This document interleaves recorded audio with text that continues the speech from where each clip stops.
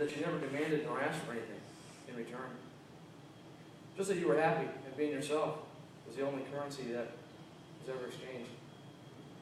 And we sure got off lightly, I think. Our emotional debt to you, Mom, is incalculable.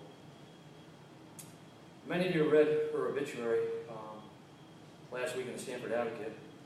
And when I read it, I was struck by all the things that she'd done and achieved. And I also realized that I was unaware of many of those deeds. And I wondered how could that be? I said, well, Mom had acquired her thirst for adventure from an early age, following in her mother's footsteps. And she quenched it from the wells of the world. She studied the cultures of places where she traveled. And she had an itinerary in place when she arrived so that she could absorb everything, all that was possible. And her curiosity, it never abated.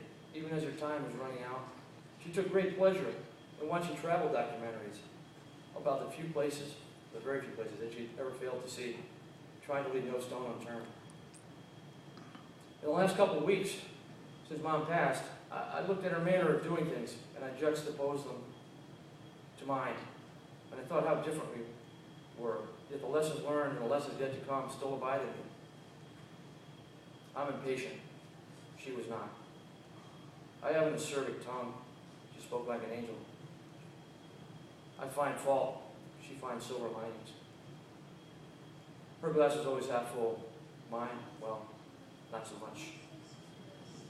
I know all these things because of you, Mom, and I will continue to strive to become a loving and nurturing and respectful person that you always were. Thank you for living it and not just talking it. And you truly walk the walk. But we were not complete opposites. There are activities that are my lifelong passions that she instilled in me somehow. Her passion for golf is my passion. You would only see her face filled with happiness when she finally, at long last, made a hole-in-one, 50 years in the making. She did tell me as a brag, as some are wont to do, it was merely an exclamation point, some icing on the cake of her golf game. And she just wanted to share her happiness with us, not her achievement. Mom also planted, metaphorically, the love of growing into my heart. She used to water her houseplants with me when I was a wee thing. And as the water kind of gurgled down through the soil, she told me that that was the way the plant said thank you. And I believed it. And I was hooked. And she never had much in the way of gardens, really. If you ignore the raspberry patch our sledge tore through every winter in Old Branch. I think the gardening gene skipped a generation from her dad, Phil, who was always trying to get us to eat those incredibly large beets he used to grow on the back of his Guilford garden. Yeah, those beets which he grew and at which we all made faces. Phil, I still don't eat them. And every winter I plant my garden, and every summer I water my little creatures until they grow up and produce. It's a medicine for my soul, for which I am grateful. And I want to thank Mom for helping me to realize that cooking could be fun. I used to watch her raid the refrigerator and assemble what seemed like completely incompatible foodstuffs and make meals that were just out of this world. And if you've seen the Food Channel show Chopped, we've been on those days, she would have won, hands down.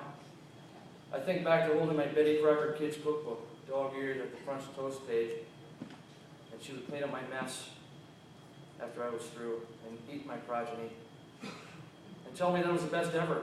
Who knew? And after all those years, I still like to cook a little bit for my family and my friends. They say I'm not too bad at it. Well, it helps when you've sat in the kitchen with a master. I still can't make your kielbasa sauce, Mom, but I'll keep trying like you would expect me to. And Pat was beautiful, and she was smart, and she was talented. That's the trifecta of blessings, really. But more than that, she was kind, and she was generous, and she was humble. Somewhere in the mix, the ego was lost, the conceit was conquered, and all that was left was a sparkling gem of a person. Personal altruism was the cornerstone of her life, really. In 1971, in September, I was so excited to start my collegiate experience that I couldn't sit still. The day came to leave for Ithaca, New York, and on that very same day, a phone call came. It was from Guilford. Her dad, Phil, had just passed away in his sleep while reposing in his favorite chair. So what did Mom do? Yeah, she got my gear in the car, and we drove off. Some 4.5 hours alone in that car to start my new adventure. And she pretended to be normal and be happy for me. And now I know just how sad she had to be at that moment in time.